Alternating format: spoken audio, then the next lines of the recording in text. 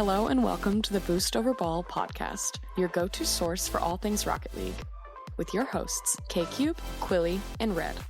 So lean forward, lock in, and get ready to go Boost Over Ball. There we go. This headset has like 200-hour battery life, and I still forget to charge it. Mine does that too. All of a sudden I've seen that it's like low battery, and it's like, oh shit. Oh, dude, I hated that. Luckily, this one just gives me like a notification on the bottom right. I fucking hate. I used to have this white Steel Series. It'd be tick tick, tick tick. I'd be like, mother, what is happening? Like a smoke detector. And Gotta that plug the battery. sucked. But doesn't that just make it normal wired headphones? No, but what do you mean? You have it plugged in. Why not just have Oh, normal yeah, right now headphones it and you don't have to worry about it? Oh, well, now they're dead, so I gotta charge them. So now we're a wired guy. It's like my mouse. I have a wireless mouse, but I just keep it plugged in because I don't ever do It's just anything where I really need like more room. Like I bought it in case I ever need to like move it at all, but like I don't do anything where I need to move it away from my like one spot on the desk, and I don't play a lot of FPSs where I move it a lot. So Fair. Certain things that need to be wireless. Other things like keyboard that doesn't need to be wireless. No. What the hell you need a wireless keyboard for? A mouse? I do need a wireless mouse.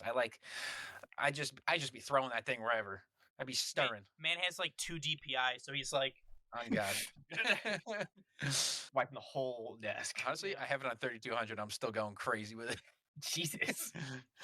It's whatever. I set it to 1600, and the Logitech will just be like, you know what? We're going to 400 right now, just in the middle of using it, or it'll be like, you know what? 3200. Jeez. I'm kind of just at its call. It tells me what to do, and I go, all right, man. yep. But here we are, full strength. What kind of mice? I have the Logitech G502X. It says on the bottom. I have the Oh wait, I can just go to Logitech. Same one. Mine. I have the G305. It's like an old one. This used to be like peak back in the day, but it was like $20 on like Black Friday. Yeah, fair. I have the Razer Viper. It's like I forget what it's Razer Viper. Like it's something light or something. That's One of what I had those. before this. I had the Razer one that had like a charging dock, but the prongs got weak. I had to replace mine too. Let's just get a $10 little Logitech. I There you don't go, play yeah. KBM, so I ain't Yeah. worried about it. The Razer Viper Ultra Light is the name of what I got. That's what I got. It's nice.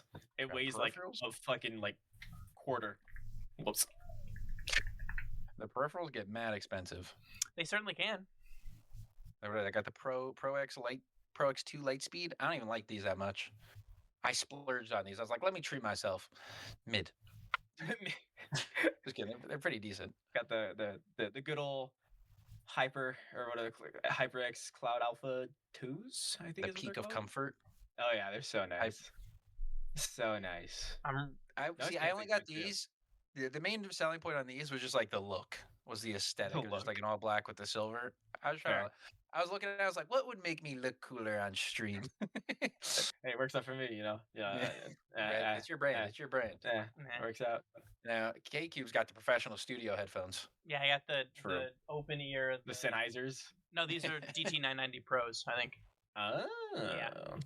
As soon as I see those gray cloth ear cups, Yeah. I'm like, oh, wow, The those nice are some audio cloth ear files. cups, yeah. And these are the nicest headphones I've ever owned. Like, they're just so comfy.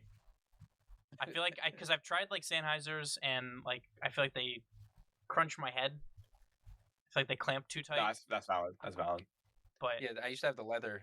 I took those off. I was like, I hated the noise canceling because, like, I'm so terrified I'm gonna get mugged while gaming. I don't know why. It's an irrational fear. because you can You know, hear, you like, fix I that? can hear through this. Get open back. You just position your desk so you have eyesight at the door. That's what I do. I hate having There's- my back to the door. So There's a There's door two right doors. here. If you find out where I live, you can kill me very easily. There's a door right here that goes to the outside world. Like, literally, that's just straight up just outdoors. straight outside. Okay. That one I can see at all times. That one is to that hallway right there is to the house. So it's literally a hallway. So if anything could be just sitting back there waiting for me. See, I got a door directly behind my desk over that way, behind the camera, so I can see. And then out of the corner of my peripheral, I have another door that I can see. So I got eyesight on both entrances. I'm at least gonna see you coming before you kill me. I'm gonna have a fighting chance. On that note, hello and welcome back to the Boost Overall podcast. To listeners new and old, hello and welcome to the show. Thank you so much for tuning in. I am Kyle, K-Cube in the top left. In the top right, we have Quilly, and in the bottom is Red. How's it going? Going good. Going good. Ready to yap some ball.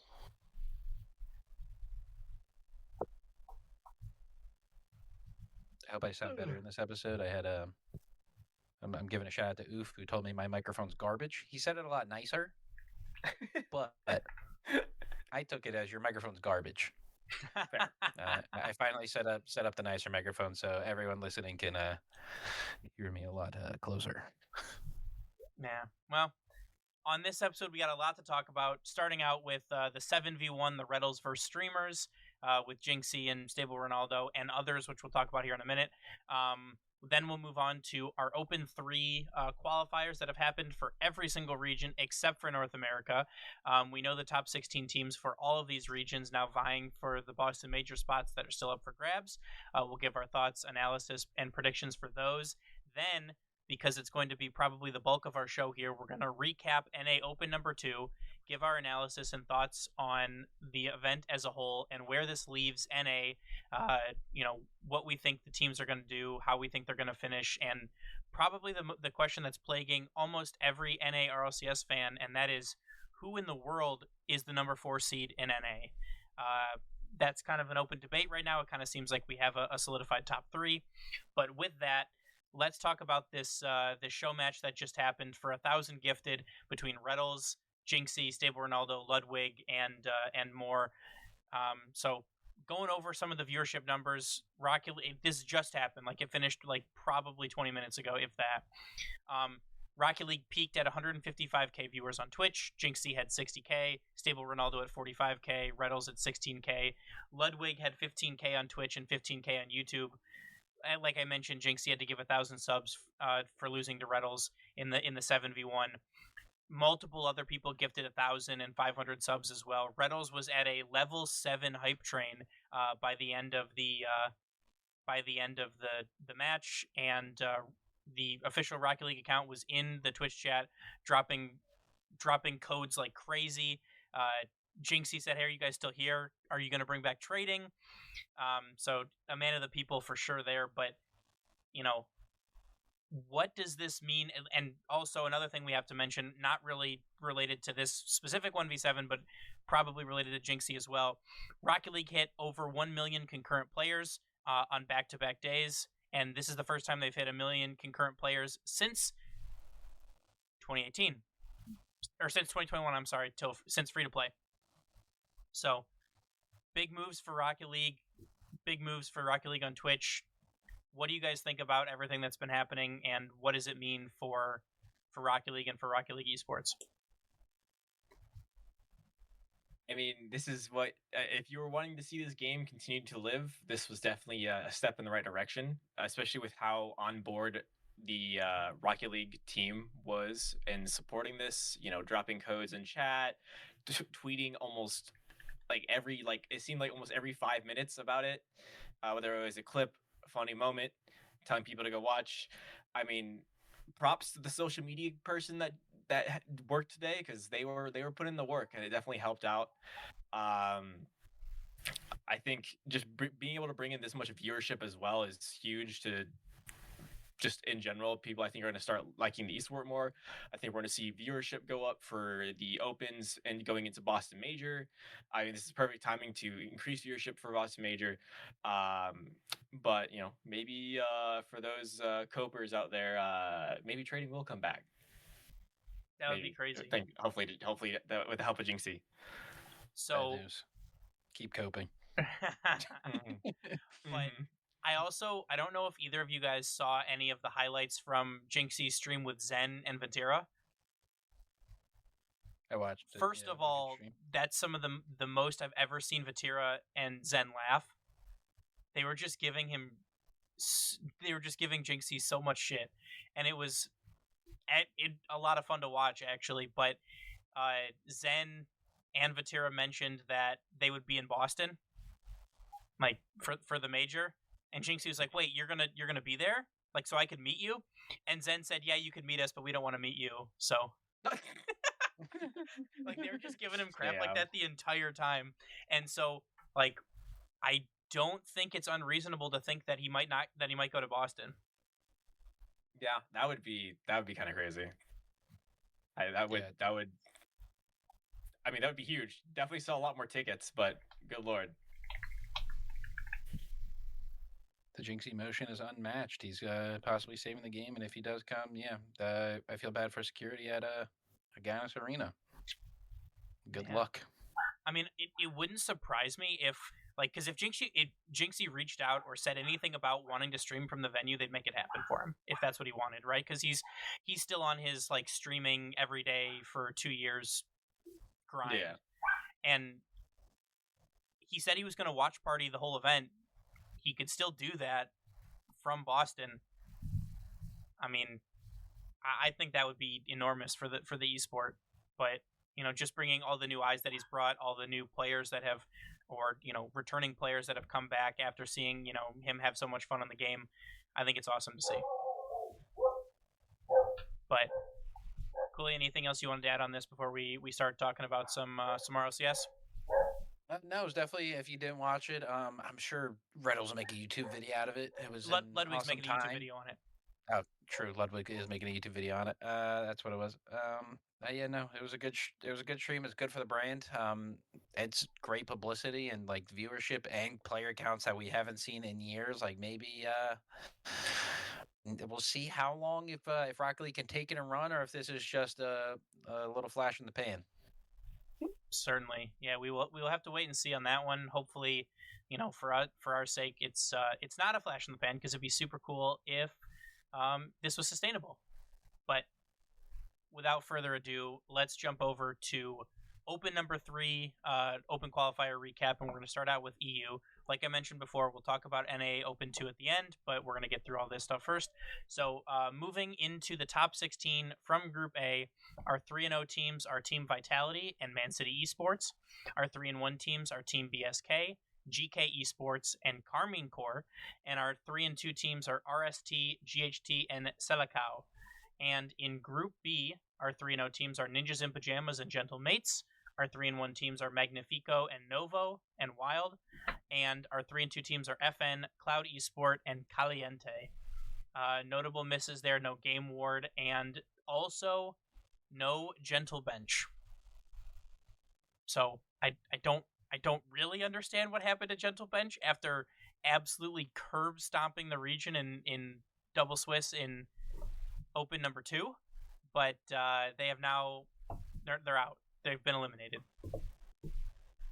So yeah, but talk about a fall from grace for Gentle Bench. I mean, you go from performing like I think people thought you should, and it's not even that they lost to good teams really either. I mean, you win your first series against the Hereford FC, you lose 1-3 to Man City. All right, that's a tough loss. I mean, that's a tough team. But then you lose in Game 5 to Whip Esports.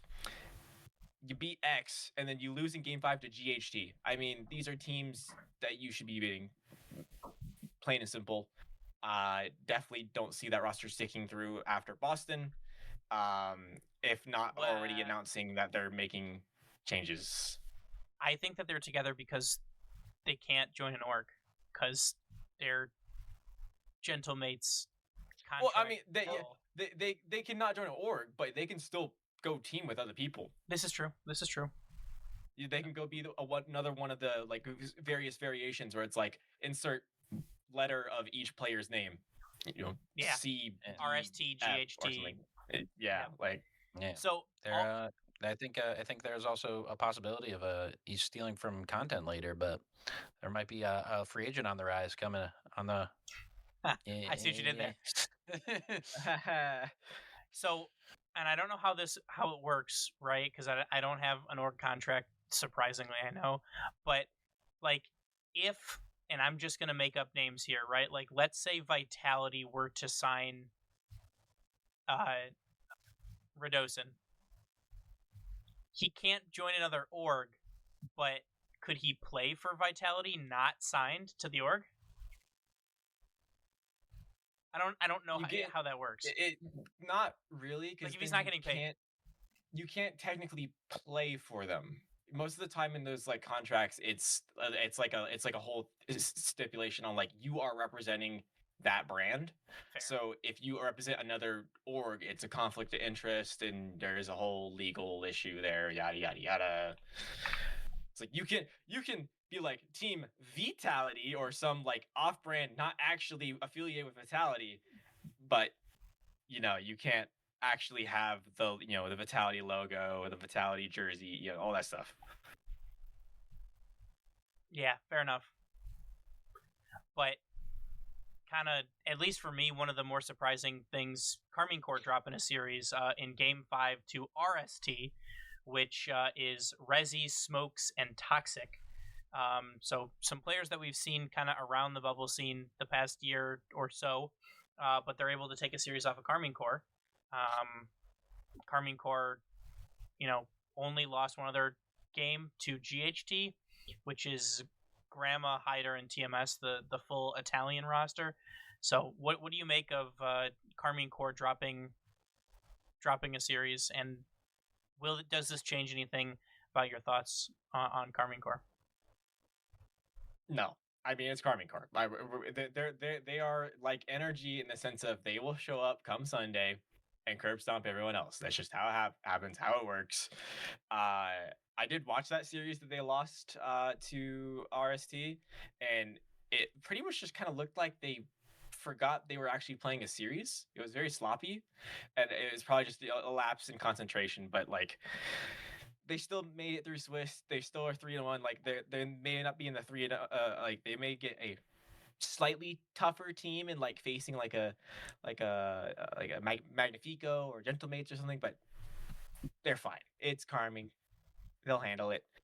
We'll see them Championship Sunday, and they'll steamroll some poor team in the grand finals. It was old as time. Yeah.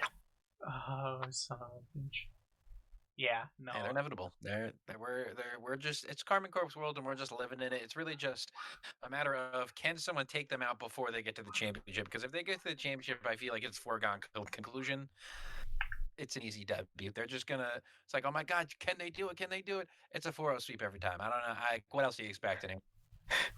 Not a whole lot, except for one faded run by GK, that one faded open. The Gen GK. The power of friendship. The power of friendship. But yeah, so I mean, realistically speaking, do you see anybody other than Karmine winning? I mean, no. Genuinely, no. It's like Karmine could go in and do what they did last time and barely make it out of group stage. They're still gonna win it all, because once Sunday happens, it could be 12:01 a.m. Sunday morning, and they could start playing. They're winning. They're just winning. One hell of a race for second place in EU. Yeah, second through fifth actually, but yeah. Yeah. Yeah. Jeez. We'll kind of talk about some of the point standings at the end. Anybody else have anything to add on EU before we talk about the Aussies? Do we have any re-emerging Faith and Vitality? No. That they beat a bunch? No? No. No, they went 3-0? No? They went 3-0. They went 3-0 last time, too. But they went to Game 5 with BSK, and they went to 4 with RST. I mean, they didn't really play anyone of like note. What about Mates? Mates and Nip? Mates and Nip? 3-0s? 3-0s? Again, they played. The only time they played someone notable was their round 3 game. That was it. I mean, they won them though. I mean, sure, but like, they ain't. What are they gonna do? I don't know. It feels weird for EU, like especially like we'll get to the standings here soon, but like one, yeah, there's who's won. There's like a tie for 2, kinda, and then like 3 through like 6 is just let me just that one. Like it's so much of a crapshoot. Who gets the better bracket come Sunday, and that will determine who makes it. It was always coming down to Buchels. Good old, thank God we don't use Buchels anymore, dude. Oh my God. They still do for seeding. No, sure. Yeah, but like after group stage though, that's it. Like it's not like you Buchels into playoffs and it's like, oh my God, why do these teams play each other? No, it's yeah, because at least you get a group stage. Because remember, Buchels got old Yellard out back. Deservedly, man. But over to our Aussie friends. Our teams making the top 16 from Group A. Our 3-0 teams are Power and Canterbury Bankstown Bulldogs. Our 3-1 teams are Batman on Wheels, Wild, and Dumb Luck Esports. And our 3-2 teams are The Babysitter, Dogged and Dangerous, and No Scrimmers. And in Group B, we have Miami Metro and Wildcard going 3-0. You Not a Champ, You a Clown. Vade Esports and IT going 3-1. And Top 48 Team and Powerpuff Boys going 3-2. So I will say there is a team that finished 10th in Group B that is just so many letters and characters in a row that they had to move the group standings to be vertically because they couldn't put it all on one, and even still it's cut off. So I don't okay, want to. I understand what that is. So it's a town. It's a hill in New Zealand. Oh. It's the longest place name in the world. I remember them seeing about this on the news, but it is an actual place in New Zealand. It's a hill that is that name. How many? It is 85 letters for the viewers that are trying to figure out what it is. We aren't even going to try to say it, but it is 85 letters long. That is insane. I want to know the origin of naming that. Yeah, I have no idea. We're gonna turn this into a boost over ball history lesson. Let's start off the history lesson. Let's see here. But in terms of actual results from OCE, kind of the people that you expected. The only team notably missing from our top 16 is Team Freeze. That's a team that we've seen make top 16 in every event so far in OCE besides this one, so they are now officially eliminated as well. But what's up, Red? So I looked it up. I was curious what it actually meant. Here you go. Here's the translation for the 85-letter hill. It roughly translates to the summit where Tamatea, the man with the big knees, the slider, climber of mountains, the land swallower who traveled about, played as Kaua to his loved one. That's a lot.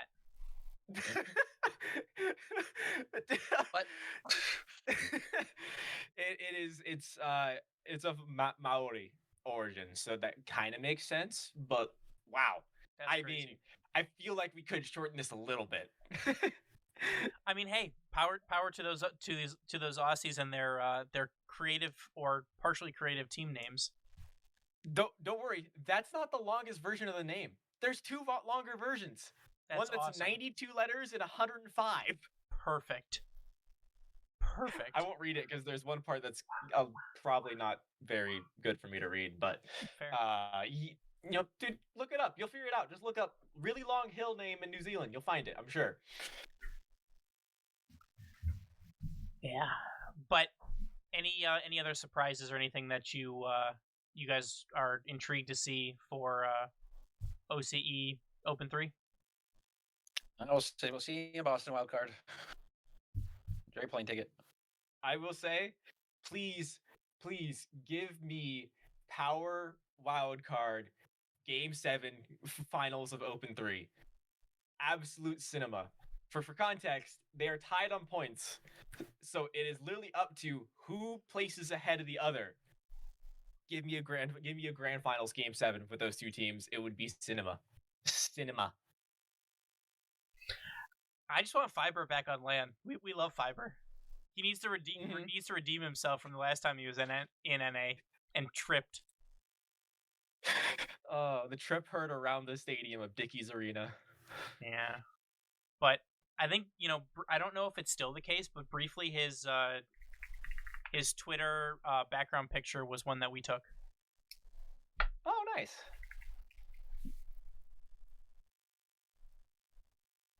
So, I think it has changed, but no, his profile picture is one that we took. We're getting there. We're slowly working our way, and yeah. we're gonna have a picture on every RLCS Pro and content creators social media platform.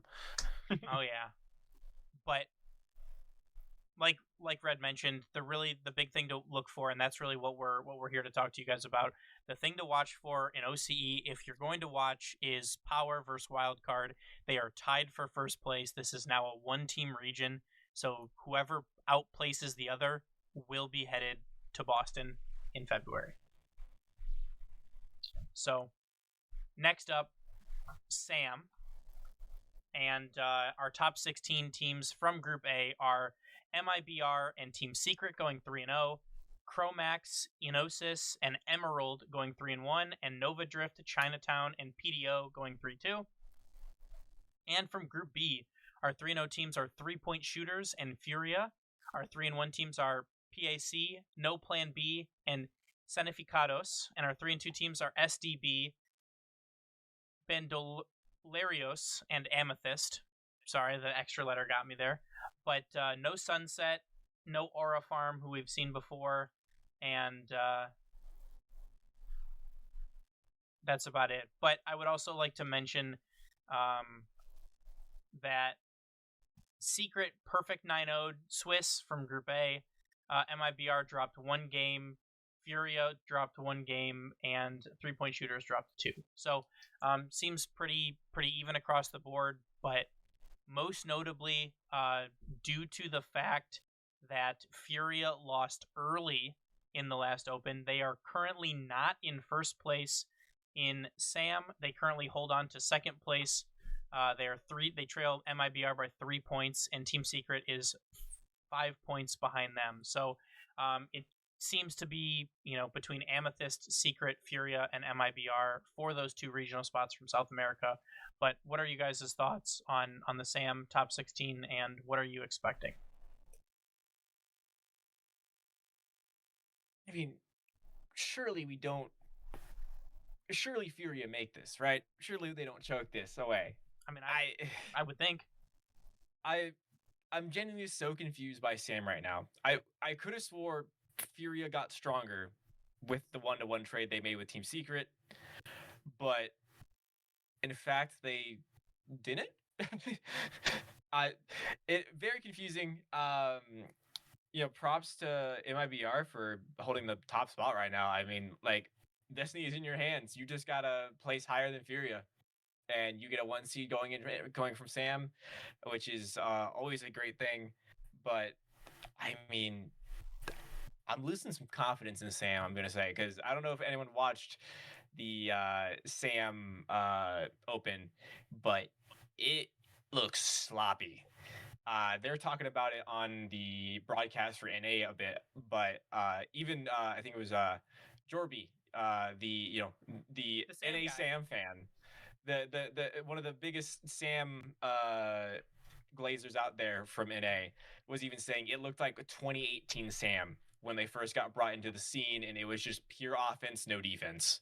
So gonna be interesting to see if maybe they figure it out, but SAM could be a little interesting for Boston.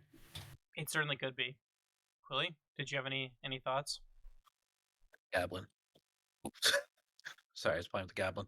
No, MIBR, a cool story to be in first place. Live, love the bull. Obviously, it'd be cool to see in Boston. It'd be really interesting if Team Secret makes it over Furia, though, and Furia misses out. Because, genuinely, what does Furia do going forward? Sign the bull. SAM region, I might have to just throw a bag at him and hope for the best. But yeah, no, Furia is they're in a world of hurt right now. They went from literally being last year expected to possibly at least be in contention, if not win a LAN, to now being might be the next team to lose a spot. I mean, they got outplaced by Secret, so they stole Secret's best player and their coach. And they are not. I mean, they're outperforming Secret right now, but they're not outperforming MIBR. Closer than it should be. Closer than it should be to be if you're stealing players or teams players and stuff.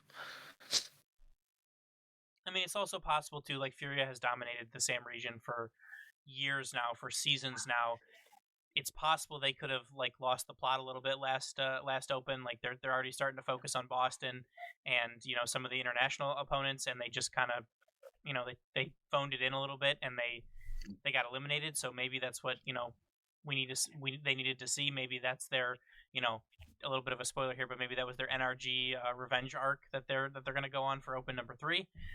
But we'll have to wait and see, as MIBR, Furia, 3-point shooters, and Team Secret are all in different sides of the group. So all 4 of them could make it into the upper bracket, which I would so be here for. I'd love to see that. So again, everything to play for in SAM. Realistically, the winner of this event, if it's MIBR, Secret, or Furia, will guarantee them qualification into a Boston spot. But really, I think it's going to come down to who's the finalist, who's going to take that second spot, who gets the better bracket draw. It'll be interesting. Predictions. What do you think? Top 2. Who goes to Boston? Furia, MIBR. The least out on a limb prediction I could have made. Man, I would want to agree with you. I want Secret, but I don't think it's going to be Secret. I'll be the contrarian. I want to check one thing here before I make a prediction. It's gonna be an educated guess here, if my browser would decide to load, because I want to see who they've lost to so far. They've lost to Secret once. You're talking about Furia? Yeah. So they have yet to lose to MIBR, but they've lost to Secret. Man, it's really gonna come down to the bracket. I think. I mean, okay, wait. I just realized, even with on points, does that? Okay, no, yeah, it's gonna be MIBR Furia, barring Furia for Furia not to make it. I had to go and do the math real quick. Furia would need to place no higher than the top 6, and Team Secret would have to be at least second for them to be swapped. Amethyst makes it to Boston. Right. I'm sorry, I contrarian too hard. And Jinxie's gonna bring back trading. Contrarian too close to the sun. The points are really too hard for Secret to make up, I think. It really will take a miracle to happen, but we have seen Wilder, as we mentioned before. We've seen the power of friendship 2 runs last year. So, and with how Fury's been looking, the nerves may get to him, because the pressure is on in this open. So much is expected of them, and they are not in the driver's seat. I'm not going to be a contrarian. I feel like it's as expected. MIBR Furia, but Team Secret, they may be drowning, but they ain't dead yet. Fair. Well, moving into our next region, and that is MENA. Our teams making the top 16 through Group A, our 3-0 teams are Twisted Minds and MMT. DOS, We Don't Know, and Nothing are our 3-1 teams, and Eternity, Sleeping, and RTK are our 3-2. From Group B, Falcons and El Yom W Ana B Alashi are 3-0. R8, DFN, and Exciting are 3-1, and Elite, Nightmare, and Everything are your 3-2 teams. So this is a region that is going to be a little bit interesting. Twisted Minds and Team Falcons have already both clinched their spot in the Boston Major. No one else can go. It is now all about seeding for who they will play in the first round in Boston. So Falcons have taken an open. Twisted has taken an open, both in the grand finals. Is there anything different, and who do you think is going to win? Does anything different happen, or who do you think is going to win? I mean, it's been so back and forth with these two teams. I had to make a prediction, I'm gonna say Twisted Minds are going to take the 1 seed. That is gonna be my prediction. I think they will get the better of Team Falcons, but it's gonna be close. I'm gonna say 4-3. I think a 4-3. It's been 4-2 for both sides. If Open 1 was 4-2 Twisted, Open 2 was 4-2 Falcons. I think we finally get a Game 7, but I think it goes Twisted because Monkey Moon has that ice. I'm going to give it to, usually, I am a Twisted Minds believer here, but I am going to pick Team Falcons. As much as I love Twisted Minds and this lineup is so much fun, I think Nobu's going to be the problem. I think he is for being a ones player and that being the best place to like solidify your mental state, he's very easy to be tilted in threes. We saw it last year where he just looked so defeated playing alongside Atomic and Rise, and he would look genuinely frustrated, like he's like literally throwing or just not trying anymore. So I think what's gonna come down to is the Falcons can get into Nobu's head, and I think that'll be enough to get him over top. And I don't know what it'll do Twisted, but that is my prediction as to what happens. Fair. I have a long-term prediction to think about here, right? And we already know the script. If it's at Dickies Arena, that it's going to be Monkey Moon. And what have we learned from Monkey Moon winning world championships? He does not win majors while doing that, right? They could be on top of EU, but they will not win a major until he comes out of nowhere to win worlds.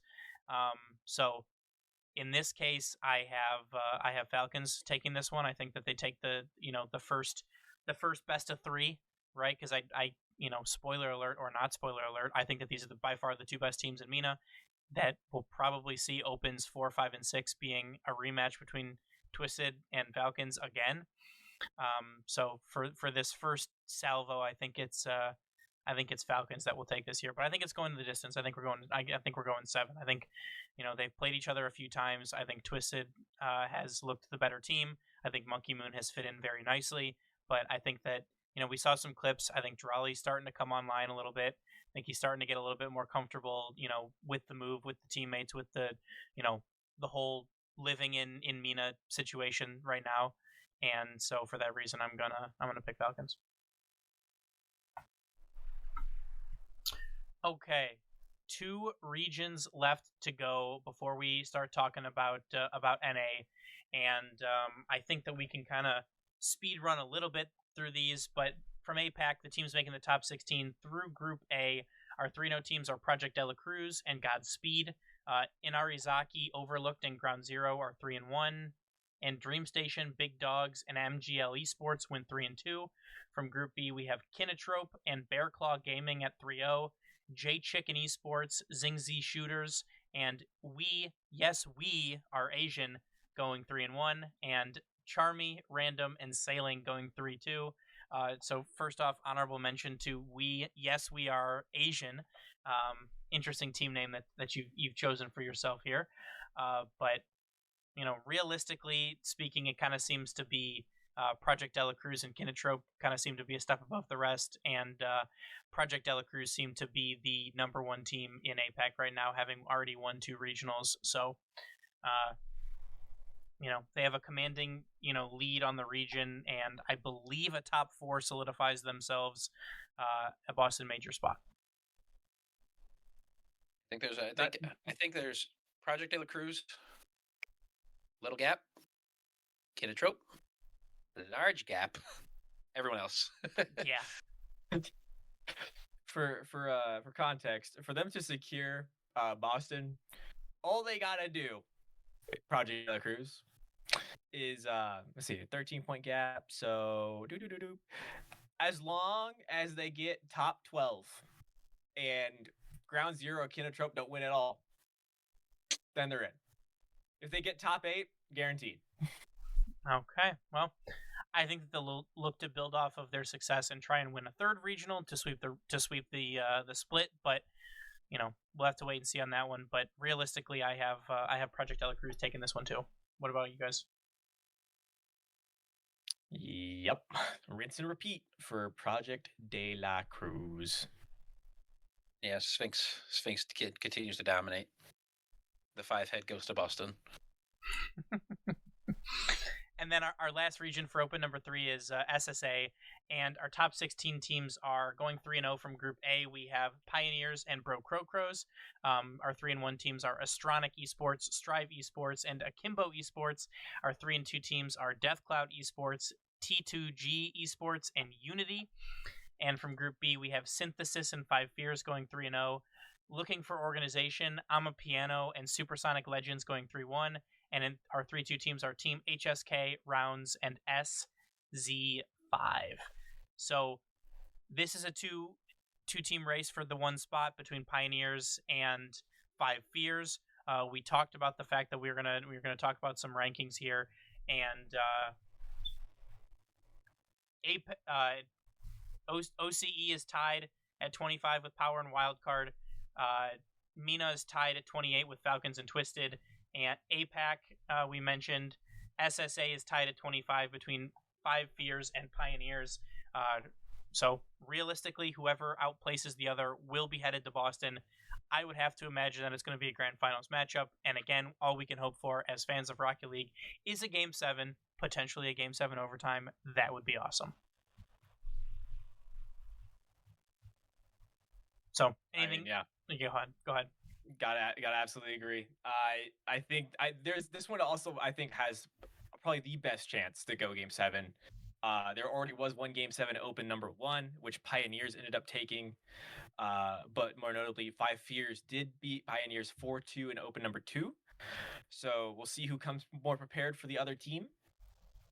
But if I had to make a prediction, I think I'm going to go with Pioneers. I've heard a lot of great things about To Die For, and I think they got the better end of the deal when it comes to who got the Spanish foot members. Fair. Quilly? I don't know. I'm a Snowy Tech Eyes believer, but it's hard. I think if either of these teams had VK Salen, they're a shoo-in. I think there is a premier Spaniard that both teams missed out on. Lioro. Lioro? Is that the one I'm missing? No, that was VK Salem. Yeah, no. This really is like just right. This really is two South Africans and a Spaniard. That's the key to success here. Hey, look at the third place team. I know. Look at the third.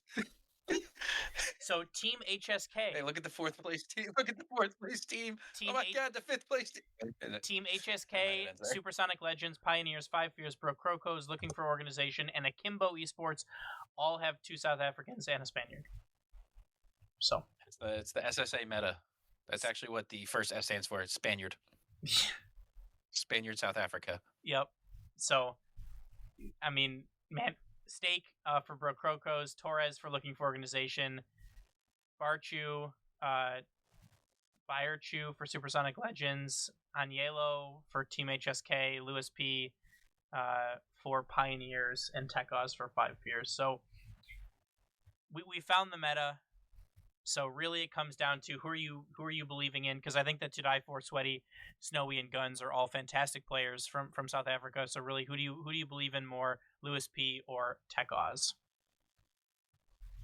I really cannot guess. It's really. I tell you what, I don't have a coin. I can't even flip a coin. Dang it. That's just the word. All right, flip a coin. Heads, we're going Pioneers. Tails, we're going Five Fears. Flip a coin. It's heads. It's heads. It's Pioneers. I will be different, and I will go Five Fears. I think that they build off of their Open 2 win, and we see Snowy and Guns at the main event in Boston. That would be sick. I mean, hopefully we're really going to see the test of SSA and how they perform. That's really going to be... It'd be hard to do worse. Sorry to Foot. Former Foot. I mean... Chance's foot's still there in spirit by one of them. Or even potentially the whole team with different players. But anything else either of you want to add about any of the regions that we've talked about for Open 3, or can we jump to NA and the Revenge Tour. Let's go get to NA. Okay. So we talked about the top 16 teams last time. Moving through our group stage, qualifying into the top 8 through the upper bracket, we have NRG, Shopify Rebellion, Redacted, someone signed them, and M80. And through the lower bracket, we have Space Station Gaming, Dignitas, Lotus 8 Esports, and Foot Esports. Gen G do not make it. My prediction was horribly wrong the last time, so they are not eliminated, but they are certainly on the outs looking in terms of NA. But in our playoff bracket, we have NRG sweeping Shopify and Redacted beating M80 4-1 in our upper brackets. Then making the lower bracket, moving to the lower bracket, we have Dignitas taking down Space Station in 7. And then we have Shopify beating Dignitas 4-2. And on the bottom side, we have Foot beating Lotus 4-2. Then Foot beating M80 in 7, which sets us up for a semifinal matchup of Redacted versus Shopify in what I think was probably the series of the event. Redacted come back from being 3-1 down to win 4-3, and in our other semifinal, NRG sweeps Foot. Moving into our grand final, NRG is able to take down Redacted 4-2, and I we'll talk about that at the end because I think that there's a lot to talk about in terms of that grand final, but what stands out to you guys about this playoff bracket, and is NRG back? I mean, there's absolutely back. It was pretty much just NRG manhandling everybody. I mean, NRG versus Shopify Rebellion in the upper bracket quarters was one of the weirdest series in recent memory for me, purely because Shopify looked terrible. They scored 2 goals. They scored 2 goals. Yeah. With the first game, First Killer had 0 shots. 0. I don't know what happened to Shopify, but they definitely looked off the game. I can tell you what happened. The return of Fourth Killer. Why do you keep doing this to me, First Killer? It's so hard to defend you. You keep doing this to me. You lobbed that softball in there so good. I had to. I mean, but genuinely, I mean, NRG.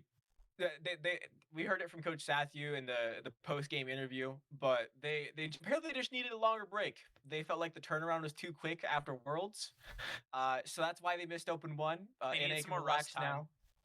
They needed a bit more rest. I said rust. But they're back. Oh, rust time. That's you. They had to get it. They need to get another wipe in. Yeah, they are back.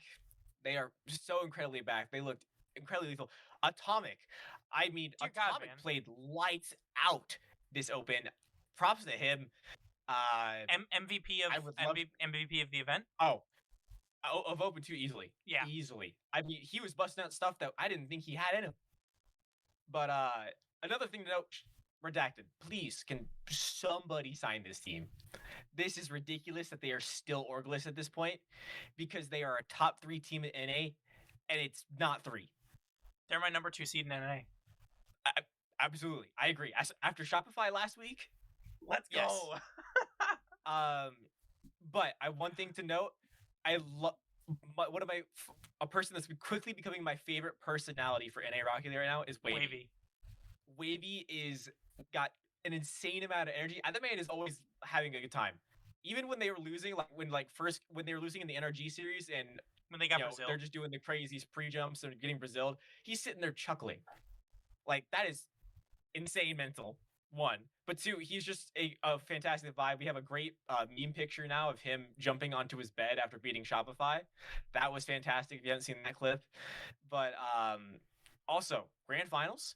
I feel like a good gift there is if you guys remember from Avengers Age of Ultron, when Captain America tries to lift Thor's hammer. That's what it felt like when Redacted started winning game 4 and 5. It's like, wait a minute. Wait, and then game 6 went back to normal. It's like, oh, okay. It was like, wait a minute, a little scary. Okay, we're good. But I mean, there is a clear 1 and 2. 3, there's a good case for Shopify still. I'm not going to take away from their performance of Open 1. They still performed well at Open 1. However, it's shaky. After the 3, I couldn't tell you. One day it's Foot, one day it's M80.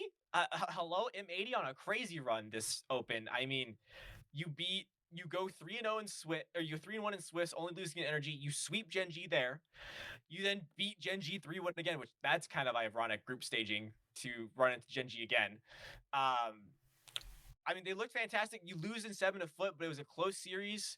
Just couldn't. I think the experience there on the Foot side definitely helped a lot. You could tell. I mean, this was Life's and Mech's first main event ever in their RLCS career. So, congrats to them. But definitely the experience helped out there. M80's making a case for them to try. If they can perform like that again in Open 3, we can see a case made for them. Gen G, I mean, what's going on there? I have no idea. Is it a chem thing? I don't know. They looked bad. They looked terrible. I can't even put it that lightly. They go to round 5 in Swiss, losing to Unreal Nightmare and M80. I mean, and then you lose 3-1 M80 again, and then you get swept by Foot. And it wasn't even a close sweep. Game 1 was an OT, sure, but then you lose game 2 5-2, game 3 3-2, and even then it wasn't really, the 2 goals you got were that good. I don't. If Gen G do not make Boston, I do not see this roster sticking together. I'll be so honest, because the recent performances have not been great. Unfortunately, I could see a case where Justin maybe retires soon. I could see him join the ranks of Squishy with content creation, but I also see Rise going back. I'm predicting Rise to go back to EU. I think he's made his world tour. I think it's about time he's going to go back to EU and roll with the boys there. He's played 1 split in NA. He cannot play in another split this season. True. So do they stake it out then? They probably paid too much for his contract to let him go. So I would have to agree with you that it's if they're making a change. Do you rebuild around Rise? I was gonna say Mech is on a roster, but I feel like Gen G bag could definitely outweigh the M80 bag. Also, I will say, if they're still not signed, how are you not stealing a redacted player? That was gonna be the player. Hell, the whole team. Hello, just take the whole team. Put Rise at sub. Just have Rise be there just for the vibes, dude. He's a great vibe. Also, we mentioned MVP Atomic. I think Sleeper, and in my eyes, he clears the NRG boys 2-piece. We've been saying this, bro. So ever since you can't even pick one of them out because they're all just performing phenomenally. They are exceeding expectations by a mile. So RL Esports has been posting the player card stats and a Blast TV rating. 2-piece had the second highest at a 7.3. He had a 410 score per game. He had 14 goals and 18 assists on 68 shots. You ready? 56 saves. 56 saves and a 62% goal participation. Some light. That man was everywhere. The man was a brick wall. Everywhere. That is insane. Also, you talked about Wavy laughing, and the only thing I have to mention on that is they asked him about it on Twitter, and he said, "What are you supposed to do when they're playing like that? They're unstoppable." He's like, "You just have to laugh because they're incredible." Yeah. Some of the pre-jump plays they were making were ridiculous. I mean, there was one quick counter where it's Energy's on defense, and then all of a sudden, 2 seconds later, you have Daniel in a pre-jump from a pass from beast mode off a clear by Atomic, and it's how do you even prepare for that? All of a sudden, we got good pressure. Oh, that's in my net.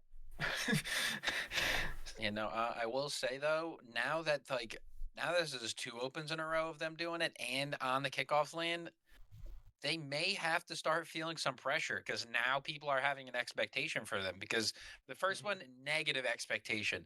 Second one, they were just a fun team. We don't know if they're going to be able to duplicate it. Now going into the third one, everyone's wondering why they're not on an org. The pressure is now at an all-time high for them to perform, and we're going to see what type of what they got in them, and if this is for the long run and for real, or if this is all just another flash in the pan. It'll definitely be interesting. I definitely think if they don't get signed to an org, which is beyond silly, I definitely think other teams are going to be trying to poach these players because no one's got a contract, so they have no loyalty other than the power of friendship. Well, I mean, and one of the things too is like, I mean, I feel like there was a lot of, and I feel bad saying this, but like a lot of like B, C tier like orgs that could have signed them. But I think their performance has like moved them out of that tier, right? Like it probably increases the ask that they're looking for in a contract and things like that. So I think they've potentially priced themselves out of a lot of the like some of the orgs that could sign them, which I think is the issue. So maybe you see, I kind of thought that you would look to see it an org from the Esports World Cup that would come pick them up, that's looking for a Rocket League team trying to make a run at, all that, the multi-million dollars of prize money for the org World Cup. But we have not seen that happen yet. But my God, someone needs to sign them. They're almost a lock for Boston at this point. Yeah, it's genuinely insane. I don't know where they go from here, because obviously they could very easily bottom out because, again, the expectation is very high, and hopefully they're hoping to get contracts. It's going to be very interesting to see what happens. NRG back on top, redacted, might be the new second fiddle. Because, gosh dang it, first killer, what are we doing, dude? First killer, bro. I do want to say honorable mention, or I don't, shout out to Dignitas. I mean, bouncing back from Open 1, which had people questioning why you were even in A at that point, to Bora coming back in. Bora Furia. Wait, no. Not quite. No, not quite. He's American. But seriously, Bora performed lights out for the Dig roster. Absolutely. I mean, essentially was hard carrying, but not to take away from 5UP and Evo, who were also playing lights out. They pull off the upsets you need to get yourself back in the conversation for this final seed. Is it a long shot? Absolutely. Have we seen crazier? Absolutely. It's doable. I mean, we just saw Gen G not even make top 16. If the likes of Space Station, Foot end up doing that, all of a sudden that door is a little more open. But I would, hopefully they can keep that form. I would like to see at least like these like top 8 teams all being highly competitive with each other, keeping things interesting. But I mean, you get the job done. You beat the teams you needed to. I think performance against Shopify could have been a little better towards the end there. Definitely, the timeout was maybe used a little too late, I think. But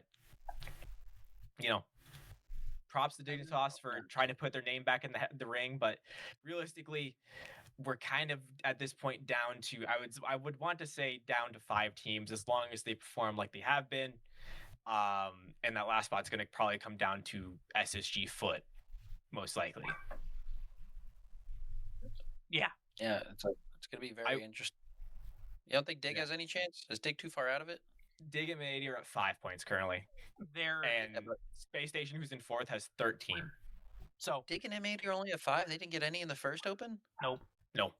So Shopify Rebellion currently sitting in first place at 22 points. And NRG and Redacted are tied for second at 17.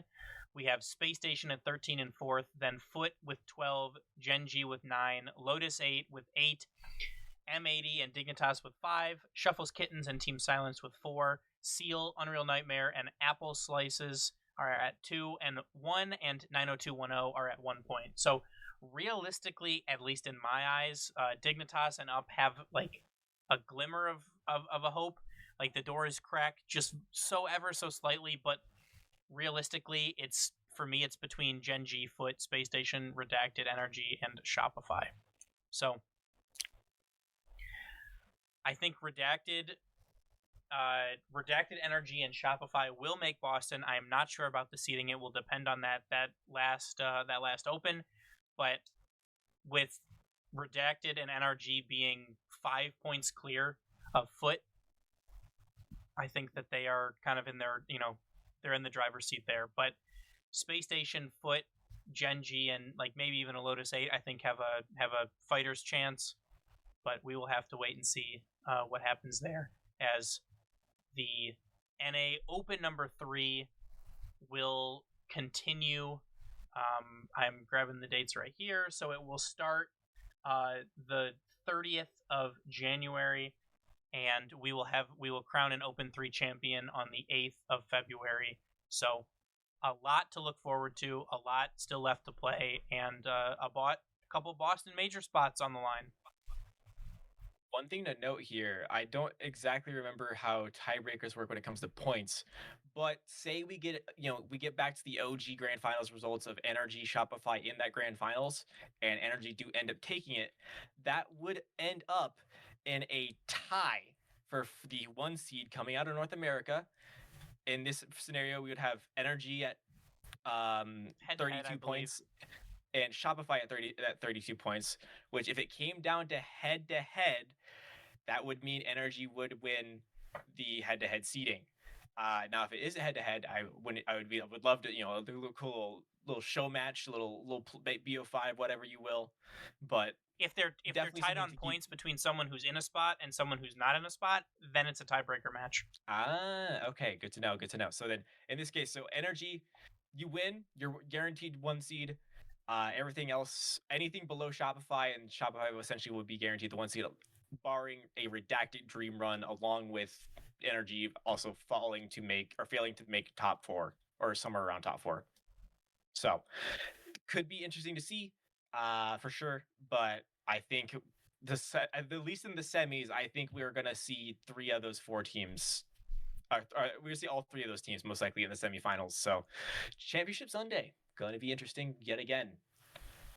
It certainly is. But is there anything else that you guys want to add about NA, about RLCS, about Rocket League, anything in general? I know we have I'm circling back to it. First Killer, what are we doing, dude? What are we doing? Are we good at the game or are we not? What the hell, man? Is he not the exotic of NA? Whoa.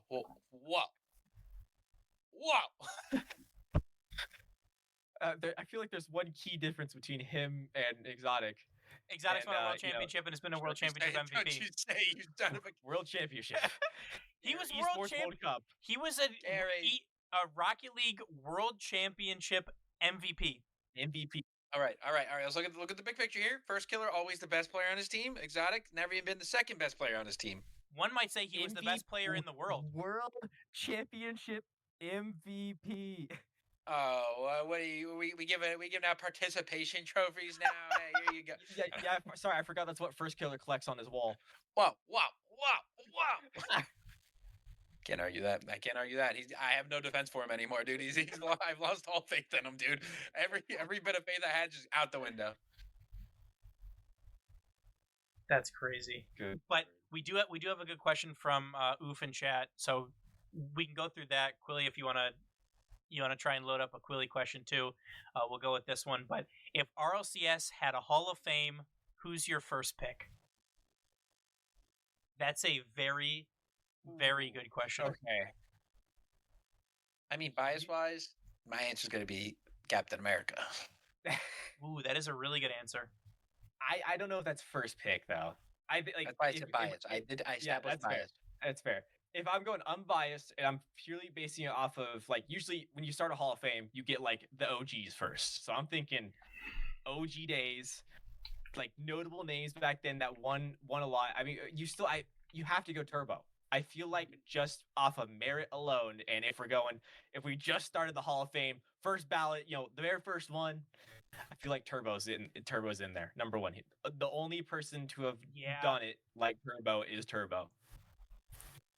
Yeah, I was gonna say, or also Kronovi. I think even K-Dop has some expansive. I feel like K-Dop would get in over Kronovi at this point. Oh, for sure. We gotta remember he did it in both regions.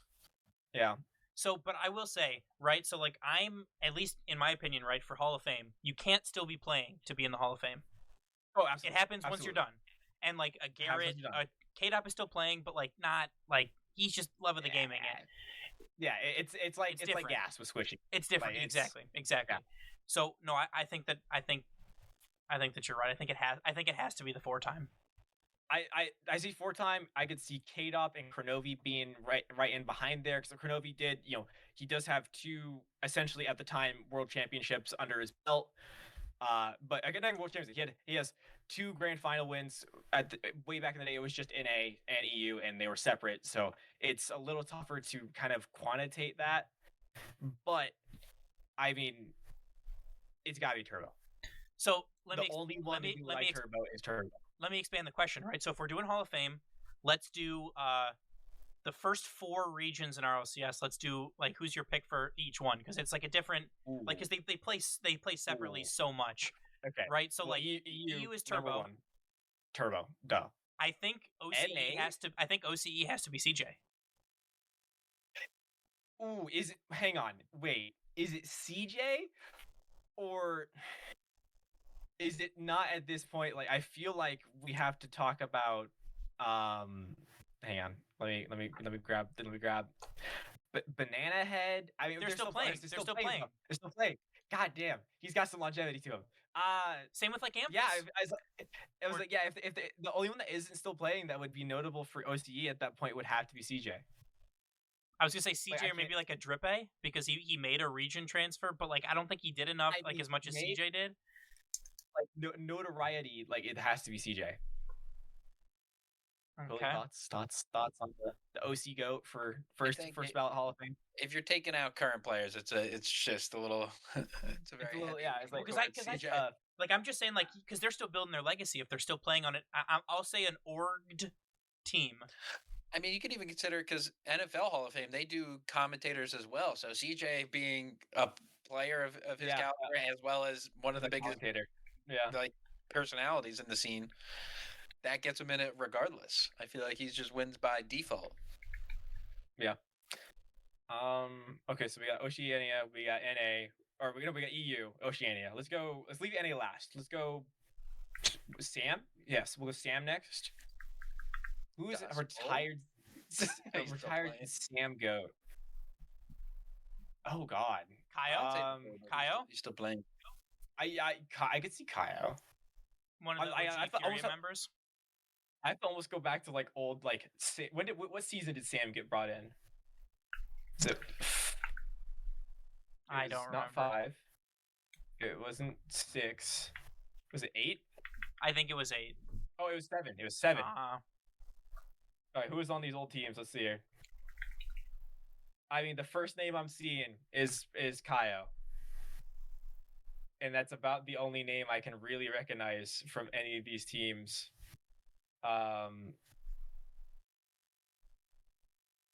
South America, I guess. Is Card still playing? Ooh, that's a good one. Because he could be a good shout there too. Card had. Let's look at his results here. He had higher results because he played for a little bit longer. Yeah. Multiple regional wins. A lot of regional wins, actually. A Gamers 8 win. Do we take Card over Kaio at that point? I think so. I think we do. Yeah, I think it's got to be Card. Although they were together on the same team. So hang on, when do they break up? When do they break up? When do they split up Kaio and Card? Oh, that's the one that got canceled. Hang on. South America. There we go. 11s. That's Kaio, Card again. How long did they team together? Oh my gosh, this is becoming a nice little like rabbit hole of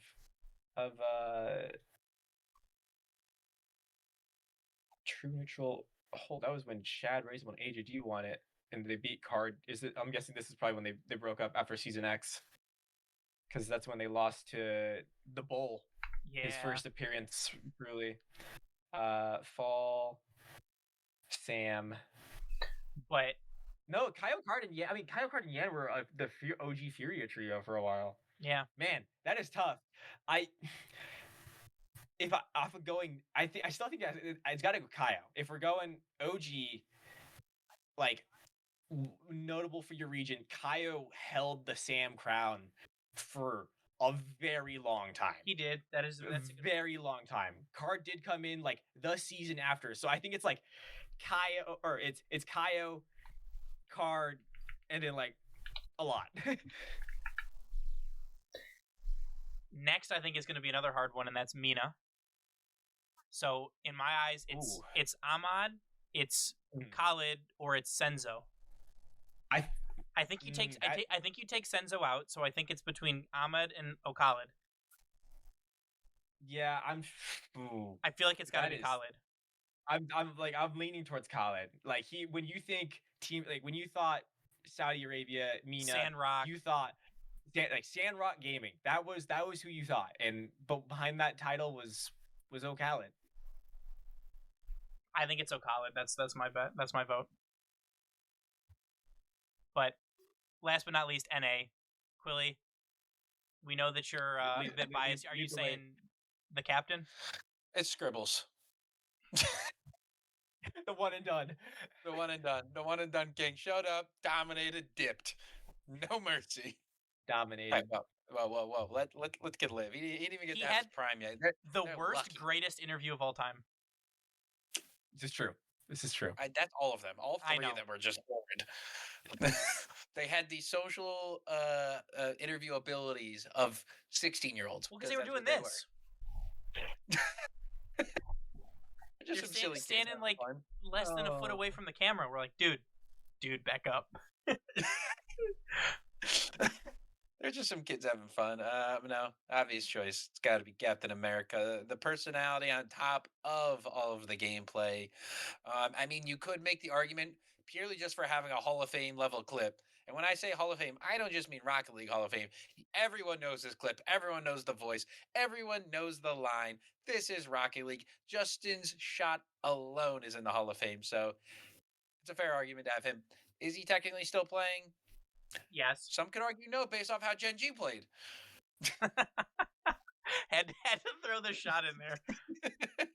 But like, I think that Kronovi is probably in that conversation in terms of, I think Squishy is probably in that conversation. I mean, you could maybe see something for like a Torment. But, you know, I think that just like the longevity from Squishy and Garrett kind of make it. I think that they both had more success than Kronovi and than Torment. I think I kind of lean Captain America here. Yeah. It's tough because I think Garrett's longevity is what's would get him in over Squishy, in my opinion. I would agree. Being able to play for as long as he did and also stay on top for as long as he did. I mean, you got season 6, season 7, season 8, winning North America back to back to back. You win the season 8 Worlds against a Renault Vitality team, which was thought to be unbeatable. Then you go in and you start slamming RLCS season X, and was essentially a favorite to win Worlds that season as well, barring issues. But I mean, yeah, I think Garrett's got it. I think Squissy's a very close second, but I think Garrett's got it in would be first ballot Hall of Fame. It's hard to argue with the captain. That's a phenomenal question, though. That's a good one. So, SSA goat, APAC goat. I feel like APAC goat could be last year for SSA. I was gonna say, give me VK Salem. They won splits without dropping a fucking game. VK Salem. But Quilly, you got a question, or are we good with that one? What food are you looking forward to most in Boston? Or like, what are you looking forward to most in Boston? I want to say food, but like, I don't know if there's any niche foods that we've picked up in Boston. I don't think so. Are you going to the harbor to go see the ice? No, the frozen over harbor. I tell you one thing I'm looking forward to is the freaking weather. The weather. The weather. It's sweater weather. Sweater weather. Sweater. I mean, what's the best part about Boston that you're looking forward to? Is it a cop-out answer to say seeing everyone again? No, like honestly, it's one of the sickest parts. Yeah, No. and like the B&B that we're going to be in is going to be awesome with everyone. It's going to be cool to see, to see all the people. I'm still kind of hoping to see new faces, right? Like we get to see, potentially get to see the Redacted Boys, which we have not gotten to see at a major before. We potentially could see the Man City Boys, which we've never seen at a major before, as well as, the normal faces and the normal people and, all the RLCS talent and all the people that are associated with that. So that's my answer, seeing all the people and getting to interact with everyone again. Mine's getting to watch Shopify with Rebellion win the LAN. That's my favorite part about Boston. I don't know what major you're going to, but you might have more copium than the traders.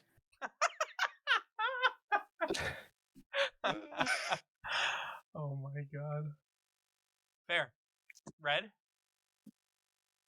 I feel like I gotta say the people. I have a lot of groups, like various groups of friends that are going. That I'm sitting here like I almost gotta schedule my time. Be like, all right, I'm hanging out with these guys for these 2 hours. Hang out with that group for those 2 hours. I'll be all over the place. It's gonna be a fun time though. I mean, it's a major. You cannot not enjoy a major. It's impossible to hate it there because it's a good Rocket League. It's good vibes. You're with the homies. What more can you ask for? Unfortunately, I am in the same boat. It's literally just the people. Like it's genuinely one of the biggest social events for us nerds. Getting to get out there and see everyone that we talk to on a daily basis, but through these microphones. And obviously, through microphones and in person just doesn't do it the same justice. And on top of that, we're getting to meet up and watch the thing we literally all bond over, and that's Rocket League, and we're watching it on the biggest stage. So everything about it is awesome, and truly, if anyone that's listening wants to say hi, I was gonna say just like jump and run at me, but please don't. I might cry. I would cry. Yeah, I might cry, and I might pee a little. We have been recognized a couple times. It is a very unique experience. It's a lot of fun to meet people and talk Rocket League. If you see us and know us, come say hi. By any means necessary.